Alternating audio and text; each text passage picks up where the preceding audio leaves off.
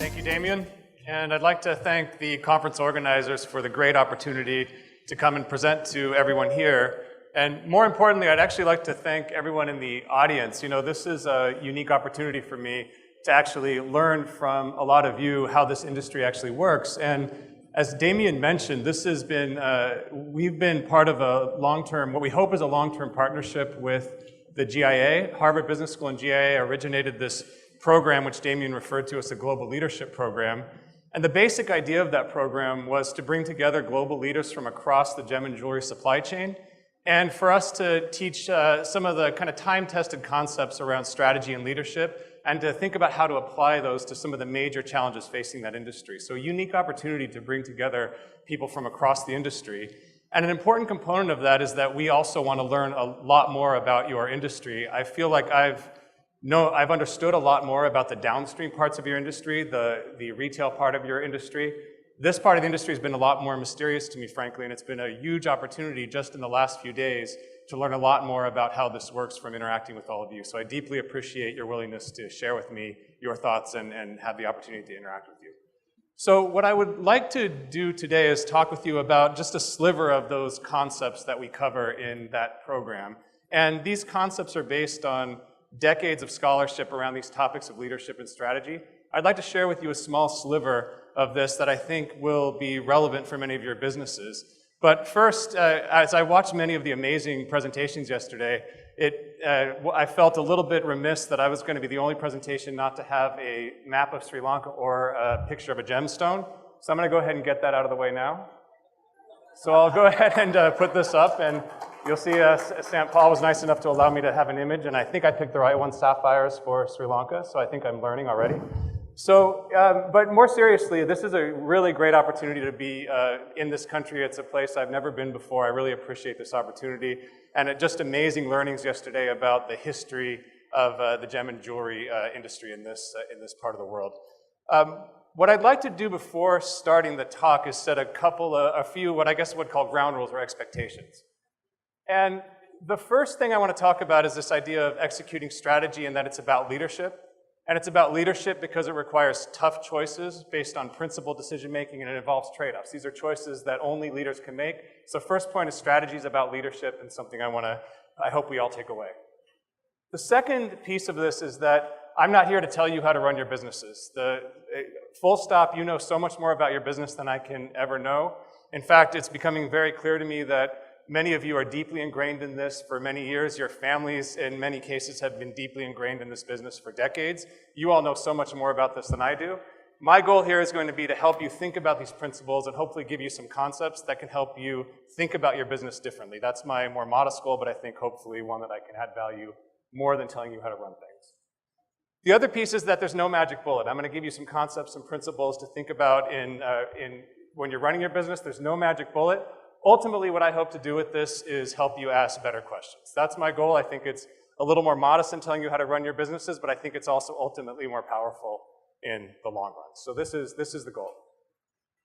So let me start with one piece of this that I think is important. If we think about an industry as a whole, so if we think about any industry, this is called the 5 forces framework. The idea of this is that there are 5 forces in any industry that determine the average profitability in that industry. We can look across industries and see very systematically that the average profitability in industries differs. Some it's very high, some it's very low. I'll show you one in a moment where it is very low and why. Now here's the thing. The first piece of this is that the industry that you're in, the industry you choose to be in, has a sizable effect on your profitability regardless of what you do, what choices you make. And it's because these forces are very important. And so if we think about the first is how much rivalry is there among existing competitors? So to what extent is there intense competition? The other is to what extent is there threat of new entrants, new people, new competitors coming into the space? The next is obviously bargaining power of your customers. If there are a lot, and this is related, if there are a lot of competitors, your customers have a lot of options, they have a lot of bargaining power, that's certainly going to affect your prices. The next is bargaining power of suppliers. To what extent are there large suppliers at large scale? And in your industry, I can imagine you have everything from artisanal miners to very large miners, and the balance of power in those can certainly affect profitability in your industry. And the last one is threat of substitutes. So this is when consumers in their mind are thinking about purchasing goods or services from you versus anyone else, what are they thinking about? What are the alternatives? What are the substitutes to what you offer? So let me think about applying this to your industry. So the first piece of this is, first message, industry has a sizable effect, and it's because of these 5 forces. And the balance between these five forces can erode or enhance profitability for any business in a given industry. And it turns out that if even one of them is in balance in a negative way, it can erode the profitability in an entire industry. So very important first to think about the industry, analyze where you sit within it, and what these forces are. So let me take a stab at thinking about these things in your industry. And the first thing is, I'd like to just, and just to be clear, I told you I'm not an expert in your industry, but this is from talking with many of you, from studying your industry a bit. Here's my view of, one view of what your supply chain looks like. And it looks something like the following. This is at least my view. You have miners going to brokers, going to cutters and dealers, ultimately going to manufacturers, to retailers, and then through to the end consumer. Now, I fully see that I probably are missing arrows. When I talk to many of you, it becomes very clear that there's a lot of complex relationships in this business, especially your part of the supply chain. In some transactions, it seems like some of you are competitors.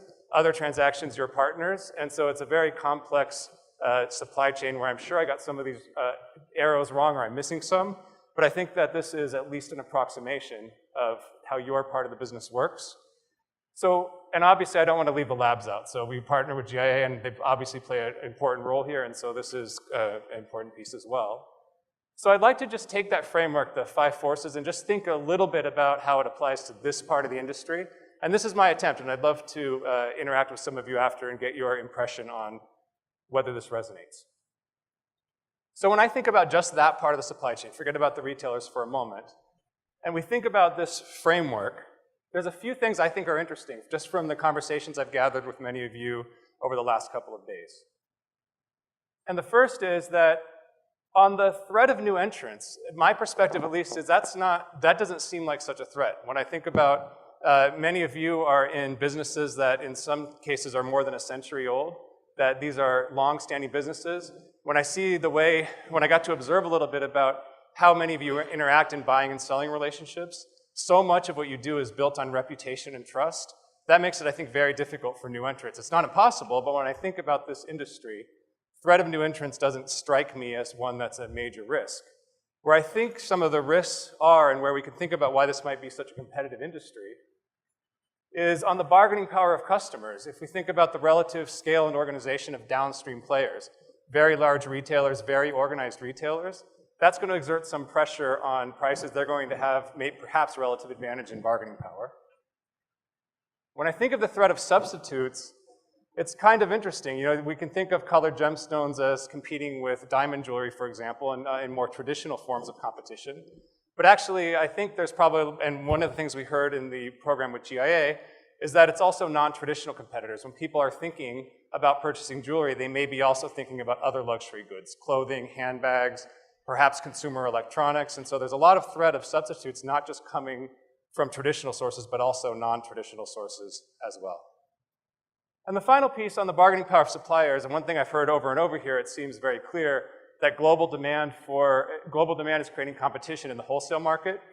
One thing that's interesting is typically in most industries when we have global demand going up, supply increases and prices adjust. In your case, it seems very different. Supply is not so easy to ramp up. There's a finite amount of the resource, and so we have this dynamic where this is creating some bargaining power for suppliers, given they can have multiple parties to which they can sell a scarce resource. So when I look at this, this is an industry where there are lots of these forces are pushing against you, and this is not uncommon. Most competitive industries have something like this. So what this says is you're in a highly competitive industry, and why this matters is that in any competitive industry that we look at, we see the following. And all this does is it basically takes all firms, this takes all firms that are, in this case, publicly listed in the US. But I'll tell you this pattern exists in every country we've looked at it in. It exists regardless of the particular performance measure you look at, regardless of the industry. So this is just for all firms in the US, but this is typically what we see. That if we take any time period, we start in 1990, and we look forward going for 10 years to 2000, or we go from 2000 to 2010 and so on, if we take the firms that are the best performers, this is the top firms that are in terms of performance. In this case, this is return on invested capital. So think of that top line as if I took the best firms today in terms of profitability, and then I followed what happens to them 10 years later. This down here are the worst firms. They're performing the poorest at that same time. And then this is everything in between. And what you'll notice about this, especially if you look here and here, is that in the long run, it's very hard to sustain these kinds of abnormal levels of performance. What tends to happen is over time, performance comes down. Everybody kind of converges to an average profitability level. And the same thing here. It's very hard to be in this position for very long. Eventually, we converge to the mean. So with this, and again, this is true regardless of what industry you look at, regardless of what country you look at, that this is the general trend. And what's going on here is exactly related to those 5 forces. And you can imagine what happens if you see firms or an industry that's earning these sorts of returns. Lots of people are going to come in. You're going to have lots of new entrants. People are going to start copying what you do. In short, competition is going to erode some of that profitability. Down here, it's a different dynamic, which is if you're among the worst performers in the industry, either you're going to have to improve over time or capital is going to move away from you, and you're going to go out of business. And so this is a set of firms that either some of them are going out of business or they're improving their performance over time, and so we can't sustain this. So the point of this is that, again, a pattern we see over and over. The big point is that it's very, very hard in any competitive industry to sustain performance over very long time periods. So that's I think, the first message. The second message, though, is that not all hope is lost.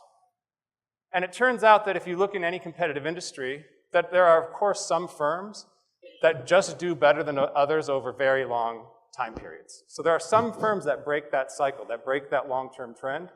And I'm going to show you the airline industry because this is one that's been known for some time to be highly competitive. Those 5 forces in this industry are not favorable. There's lots of competition in this industry. Consumers have a lot of power. There's a lot of visibility in prices, a lot of price competition. It's a highly competitive industry. And you can see that if you look at the average return on equity. The average return on equity in this industry is negative. It's minus 10% over the last 20 years. But if you look at this, oh, and by the way, I tried to do this for your industry, but it turns out that there's not many publicly traded companies in the US in your part of the supply chain, so I could not do this, but this is for, I thought airlines would be a good example here. So this is, in the long run, this is an industry where the profitability is determined by those 5 forces, and it's low. It's negative. Negative 10% average return on equity over 20 years.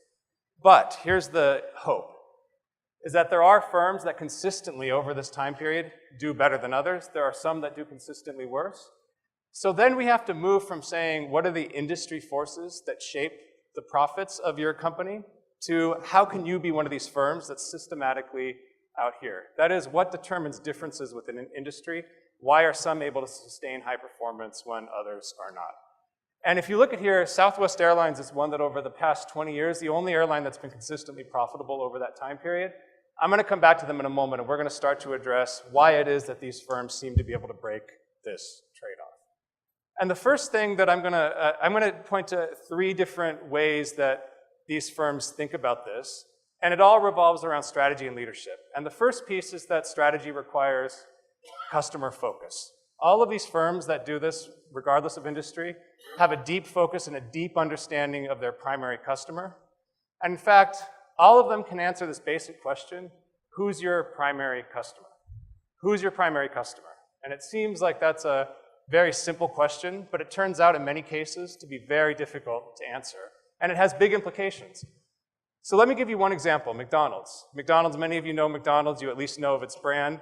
One of the largest retailers in the world, went from one store in LA in the 1950s to very quickly becoming a global brand, one of the largest retailers in the world.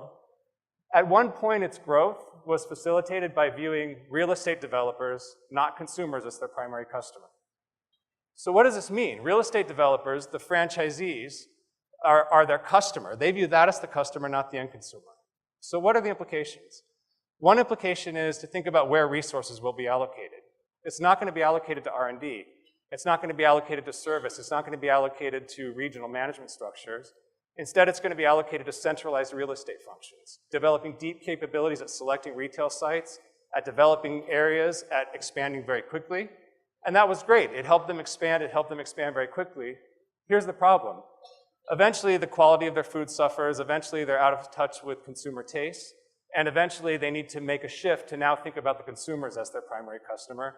That means they're going to start to decentralize, invest in regional management structures. They're going to start to invest in more research and development. And in fact, they've done that. The problem is that consumer tastes have changed significantly. They're having challenges now that I would relate to this choice of who's your primary customer.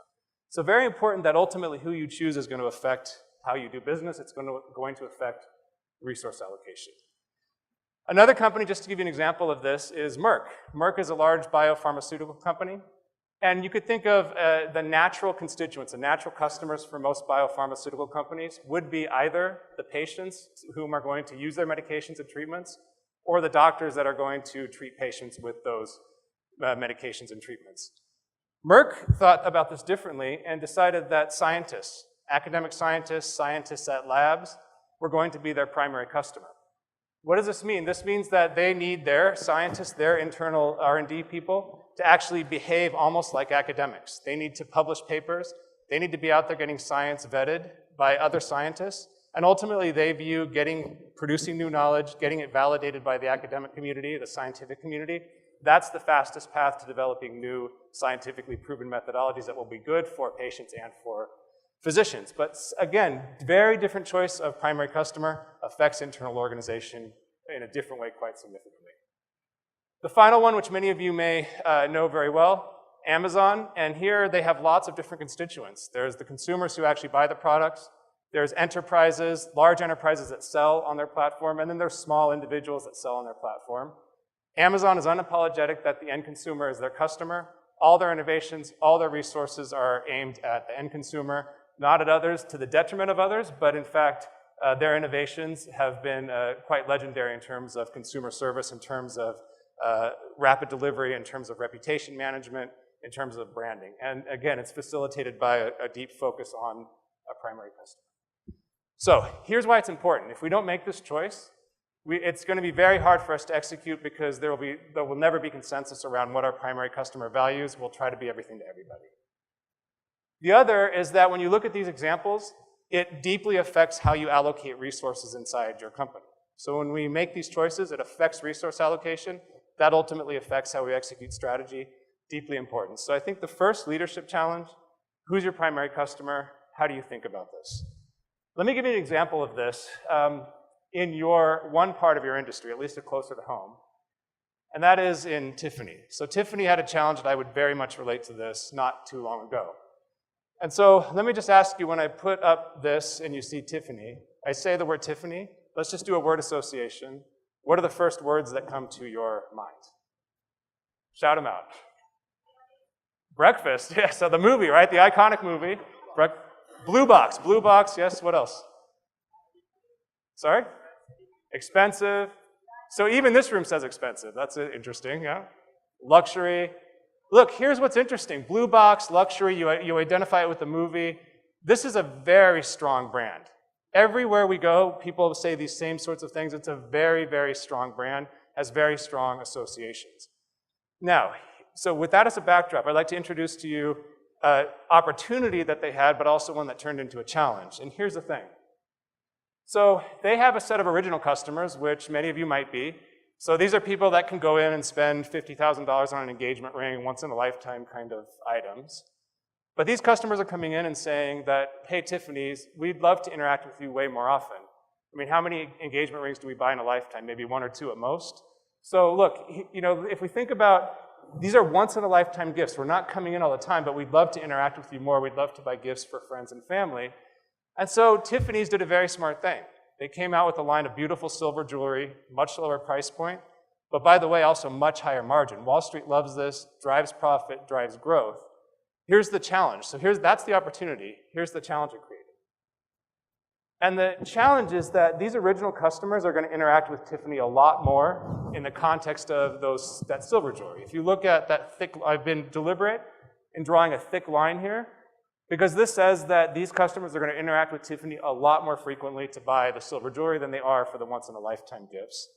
Here's the challenge. Lots of other people are going to as well. So Tiffany started attracting a whole new customer segment. In fact, they started attracting a lot of teenagers. A lot of people come into their stores. They want the experience. It's now accessible to them because it's at a lower price point. Here's the problem. It created a lot of crowding in their stores. Now their stores are incredibly crowded. When you come in to buy, you can't get the same gracious experience you're used to.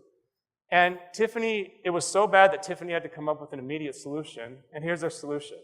They started passing out beepers to people when they walked in. So this is equivalent to take a number, wait, and we'll serve you. Good solution for Tiffany's? Probably not, right? It doesn't feel like the right solution. And this is a smart company. They know that. It's just it was so severe they needed to do something short term. So then the question is, if you don't want to keep this going long term, but you have this crowding problem because you're attracting this new segment, what do you do? And let me just throw it out there to you. What would you do instead of the beeper solution? What are some ideas that you might have to address this problem? Go back to which is what? Just go back to selling to the original customers?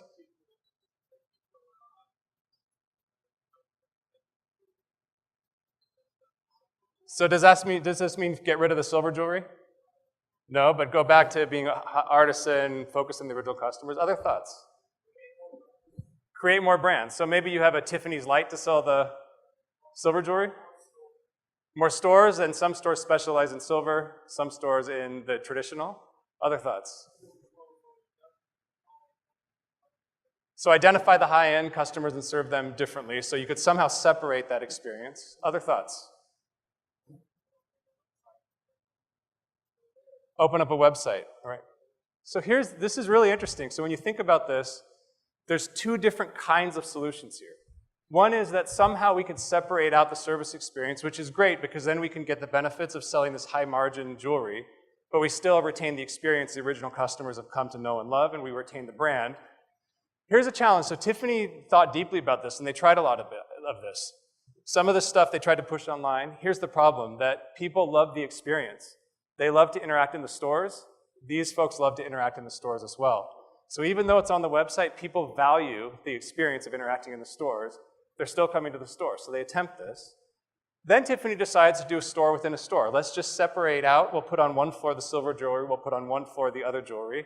And then somehow we'll separate this out. Here's the problem. This thick line is that these original customers are interacting with Tiffany a lot more here, and they expect the same experience with them as when they're interacting here. Long story short, it became very hard. They tried all these things. It became very hard for them to separate out the service experience for the two. They eventually went to the solution, which you might articulate as going back to their core business. Here's how they did it, though. They basically raised the price on the silver jewelry. So back in 2007, much to Wall Street's chagrin, Wall Street put a lot of pressure on them. This is a cash cow. It's growing. Don't squeeze this. Tiffany said it's eroding our brand. We have to make that trade-off between short-term profit, long-term value. Tiffany's ends up raising the prices quite significantly on its silver jewelry. In essence, this is them saying no to one of the customer segments.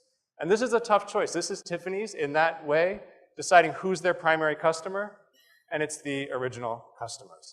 So again, this may not be the choice we would all take, but the position they were in was this is eroding the brand. They eventually needed to focus on their original customer. And the broader point of this is that this is a leadership challenge. It's a strategy challenge. Who's your primary customer? But it's also a leadership challenge because these are hard choices that require significant trade-offs sometimes between short-term economics and long-term value. So the second point of this is that once we understand who our primary customer is, we could start to think about how do we optimize to execute to deliver value to them uniquely in ways that make it difficult for others to copy. And I'd like to give you an example that's well outside your industry, but I think one that has lessons for all of us, in fact, in any industry. And this is the story of Commerce Bank. Commerce Bank was, at one time, the largest, fastest growing retail bank in the United States. Again, highly competitive industry, one where those five forces are not favorable at all.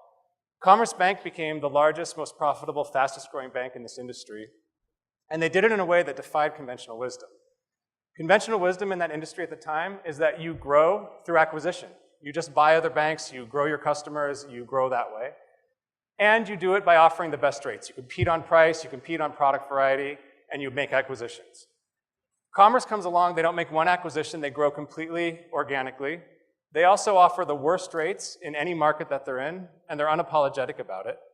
So how does a bank that offers the worst rates, that offers the worst product variety, and that is not acquiring other banks, how does it become the fastest growing, most profitable bank in the industry? And I want to show you a little bit about how they did it, but more importantly, what was the thought process behind the choices that they were making? And here's how they thought about it. So it turns out that there are two key pain points in the industry, from the customer's perspective, that are well known by everybody. They're well known by all players in the industry, well known by customers. And the first is that service isn't very convenient. You've heard of banker's hours. If you want to work with the bank on the retail side, they're open till 4 p.m. They're typically not open on the weekends or in very rare cases. In short, not very convenient. The hours are not very convenient. And you can ask why that's the case. It's certainly because it's expensive. You have to staff, you have to put people in the stores. It's very expensive to do this. The other piece is that banking is not a very pleasant, it's not known as a very pleasant service. That is, you have lots of people that have expertise in the products, expertise in transactions, but don't necessarily make people feel comfortable about transacting with them with their money. So Commerce says that, these are well understood pain points, customers value them deeply, yet they're underserved in the market. We're going to focus deeply on these two things. How do they do it when nobody else does? Here's how they did it. The first is that they make what we're going to call a hard-coded trade-off. They made a deliberate choice to be bad at something in order to be great at something else. And what they made a choice to be bad at is to offer the worst rates in the market. You want to deposit with them, you're not going to get much of a return on your money. But what you are going to get is that Commerce is going to spend that money on hiring more people, staying open longer, in some cases till midnight, often on Sundays. They're going to create that convenient service. This is a hard-coded trade-off. It's designed into the organization. It's a strategic trade-off that they made.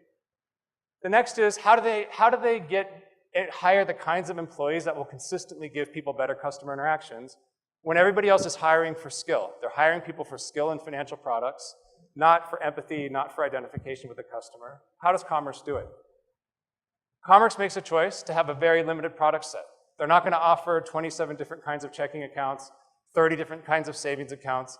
They're going to offer very basic, meets people's needs, but what that's going to enable them to do is move outside the industry, hire people for attitude, train them for service. They don't need the deep expertise. Ultimately, that's going to create better customer interactions. Again, this is deeply ingrained in them, design choice, hard-coded trade-offs at the heart of their business model.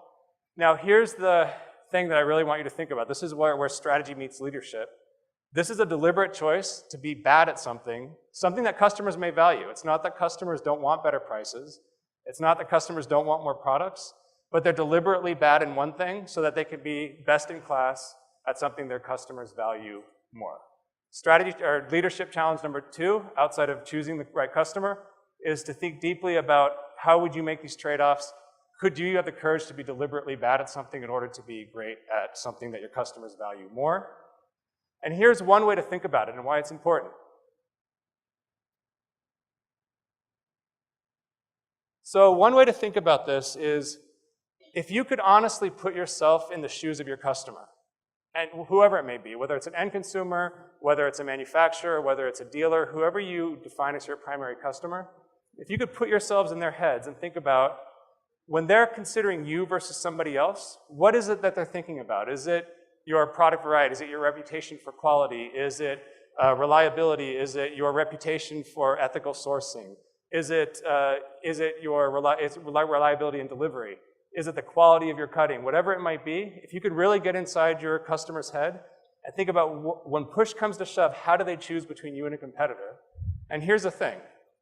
What you want to think about is from most to least important. Ultimately, customers will tell you they want everything, but when push comes to shove, what do they value most? What do they value least? In Commerce's case, they made a bet, an informed bet, based on consumer surveys, based on understanding their customers, an informed bet that consumers valued convenience and customer interactions more than they valued product range and price. Not that they don't value product range and price, but they value these things relatively more. So if you can get in your consumers' heads or your customers' heads, think about what they value from most to least important, and then step back and honestly assess your performance as a firm. How do you stack up in delivering those aspects of value to your consumers. Here's the thing. The question is, what do you want to look like on this? We all want to look like this. Of course, we want to be best at everything. The problem is, if you try to be best at everything, at best, you're going to be average at everything. If we try to be best, it's too expensive. We can't sustain that over long periods of time. At best, we try to be all things to all people. Over and over, we're going to see we're going to be average to all people. Here's what you want to do, and here's how Commerce thought about this again, is if we line this up, what we want to do is underinvest in areas our customers value least, keep those at minimal acceptable levels. We want to overinvest in things our customers value most. Over and over in any industry, you look at the top competitor, they're going to look like this. The basis on which they're competing, the attributes here will be different, but they will look something like this. They're making trade-offs deliberately to be bad at things their customers value less in the service of being best in class at what they value most. So let me come back to Southwest, and I'll remind you that Southwest was one of the airlines, in fact, the top performer in the industry, one of the few that over long periods of time breaks that trend in the industry of negative profitability, positive profitability over long periods of time. And Southwest, again, exactly has this kind of trade-off. The attributes are different, but they're competing in the same way. That when you think about, many of you may not have experienced Southwest, and you may not be their target market, but Southwest is targeting consumers that value above all things low prices and friendly service, and they're willing to sacrifice a more extensive network. They're willing to sacrifice priority seating, onboard amenities, whereas many of us might not do that, but they have a large enough target market that's willing to make that trade-off.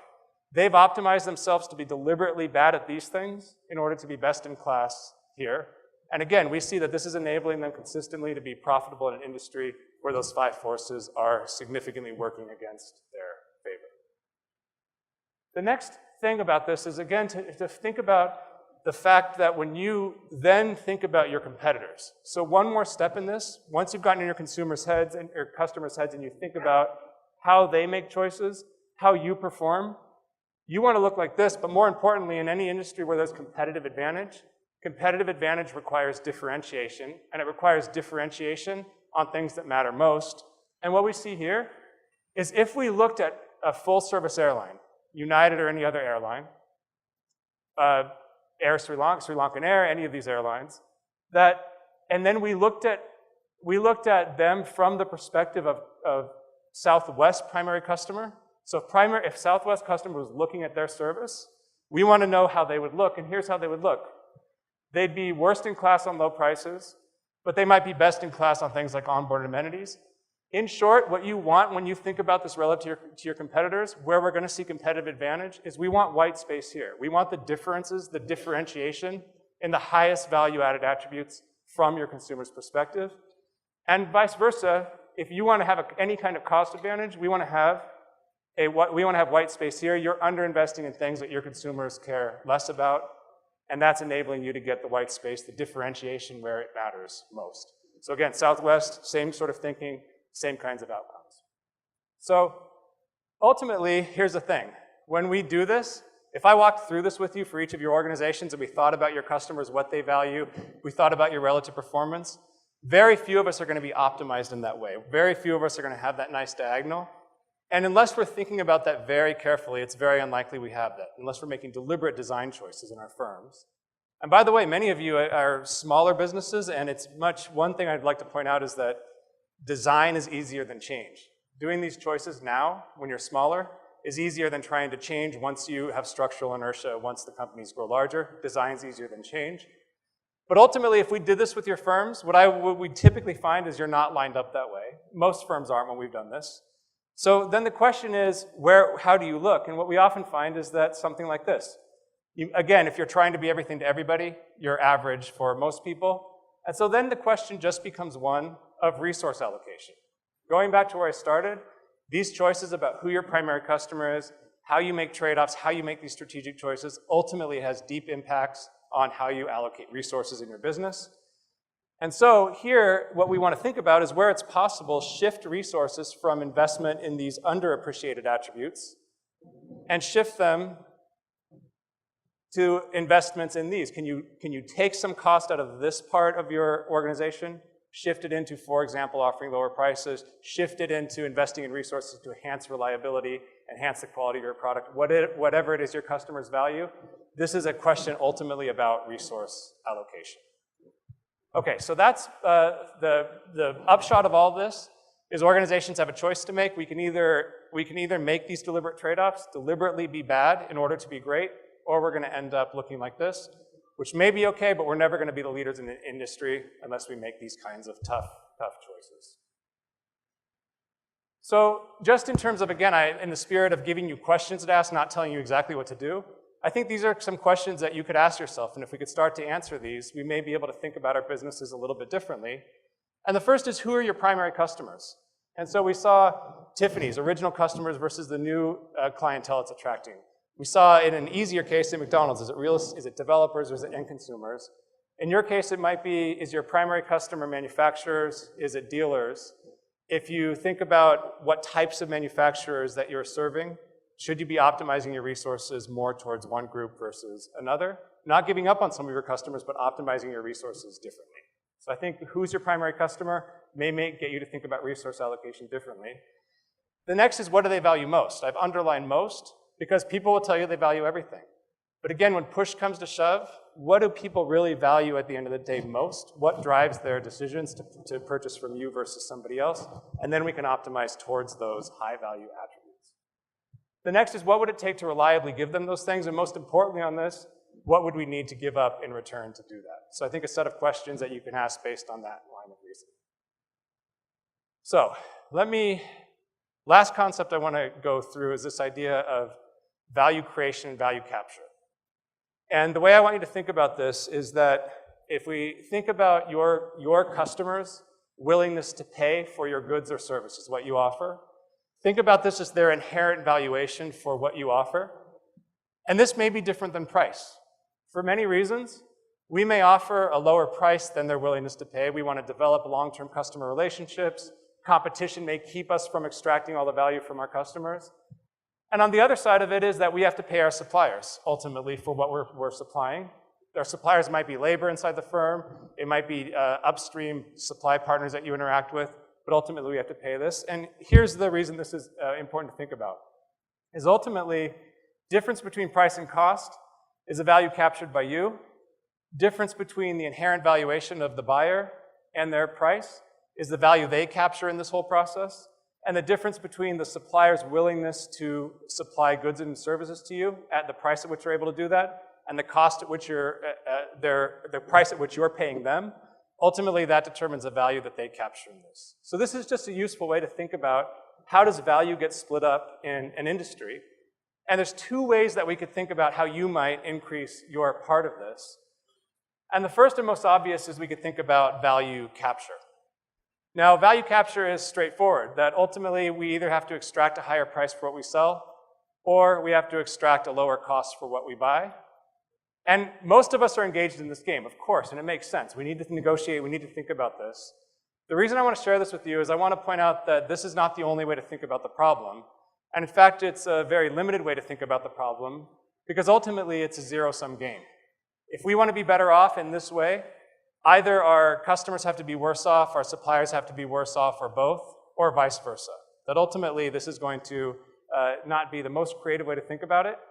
And what I'd encourage you to do is instead to think first about value creation, then value capture. Value capture is important, but it's a limited way of thinking. We should think first about value creation. And what I mean by that is we should think about how do we increase the size of the pie? How do we add value such that the buyer's valuation for what we offer actually goes up? How do we create partnerships with our suppliers so that their willingness to sell to us at a lower price, at a lower price actually goes up? And ultimately, if we do this, we can capture more value in the process, but we're also leaving value in other parts of the supply chain as well. So important to think about value creation first, then value capture. And let me give you an example of a company that is, again, outside your industry, but I think will illustrate how you might think about this, and maybe closer to your industry than you might think. So the example I want to give you is Vizio. So how many of you have heard of Vizio? Everybody? So Vizio, here's the interesting thing about Vizio. Vizio manufactures televisions, flat screen televisions. And why they're interesting is that they went in a very short time span, 5 years, from being completely unknown to being the largest television manufacturer in the world. If you look at various surveys, depending on the year that you look, they're going to be beating competitors like Samsung, like Sony, like Panasonic. These are very, very long established brands, very long established manufacturers. Here comes this upstart in a very short time supplants many of those and becomes a top market share in the world.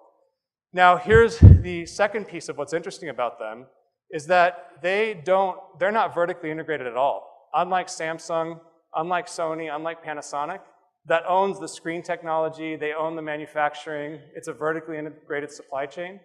This company doesn't own the technology, it doesn't own the screen technology, it relies on outsourced technology from computer manufacturers that are computer screens. It doesn't own the manufacturing, it contracts it out. It contracts with many small parts suppliers. It doesn't own retail. What it does, and it does very well, is it focuses on the design of the television sets so that they can minimize cost but maintain very high quality.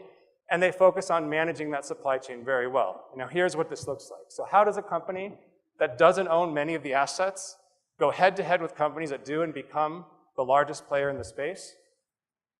Here's what they've done. They've thought deeply, very deeply about how they create value, how they increase the size of the pie, how they create value for their customers, but also how they create value for their supply chain partners.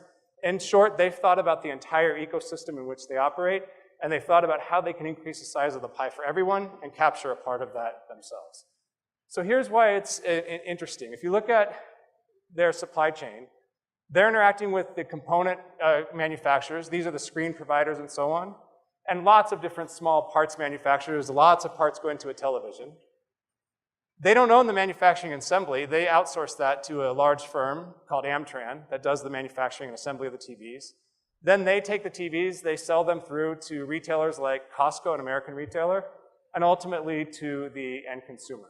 So here's what's interesting. If you look along this supply chain and you look at how they made choices in order to create value, first is that they've developed long-term partnerships with lots of suppliers in China, or with these big suppliers in China.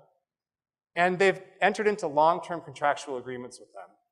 The point of long-term relationships is it basically takes these, what would otherwise be small fragmented manufacturers, small fragmented equipment manufacturers, and allows them to get scale and cost advantages. As this company grows, it benefits these suppliers because their scale advantages grow, their cost advantages grow. They're able to supply at a lower and lower price point to Vizio. At the same time, Vizio then is able to produce high-quality TVs at low cost. If they can have these long-term partnerships, develop a scale advantage, that cost gets passed on to Vizio, cost advantage gets passed to Vizio, they can produce high quality at low cost, two things that often don't go together.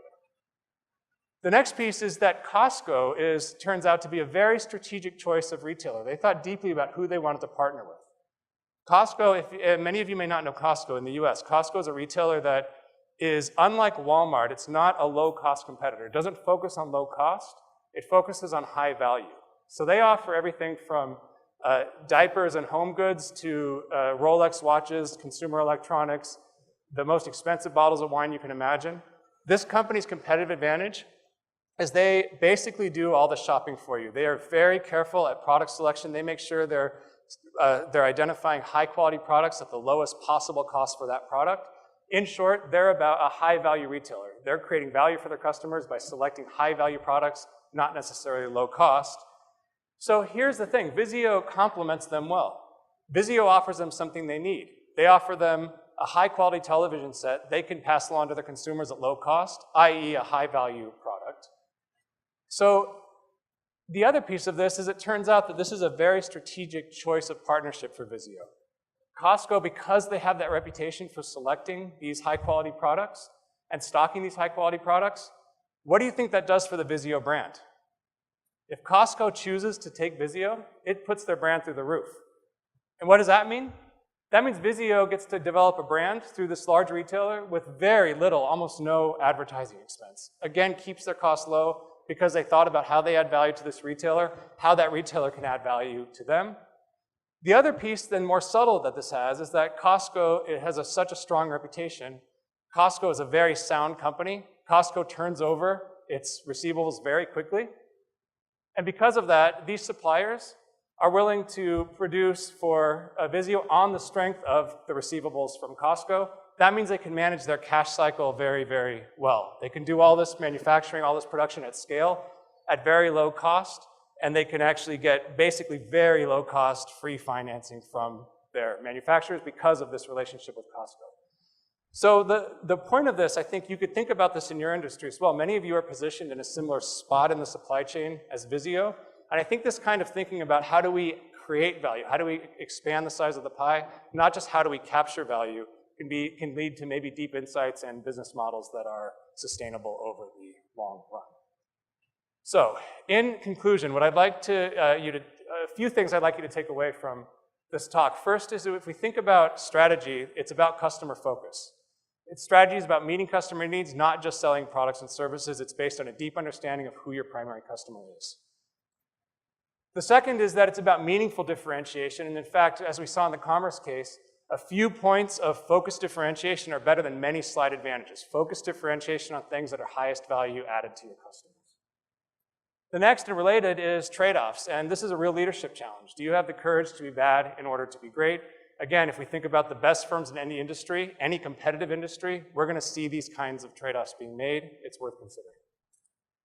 The next is, and I think the Visio story highlights this, is we should think deeply both about capturing and about adding value. And in fact, I would encourage you to think first about how to add value before you think about how to capture it. The most sustainable strategies, the best organizations, I think, have that thought process. The last thing I'd like to leave you with is that strategy is about leadership. And in fact, I won't read the quote to you. I'll leave you to read this quote. It's by the late and great Steve Jobs. And it's a comment he's making about lots of pressures they had over the years to get into personal digital assistants and the strategic thinking, the kind of discipline that led them to say no and that ultimately led to breakthroughs like the iPod, or at least he's articulating that. So I'll leave you with that. I think highlights that strategy is about leadership, strategy is about these tough choices. And I hope that at the very least I've given you maybe some ideas on how you might think about your businesses differently. And I very, very much look forward to learning more from all of you at the rest of the program. Thank you very much.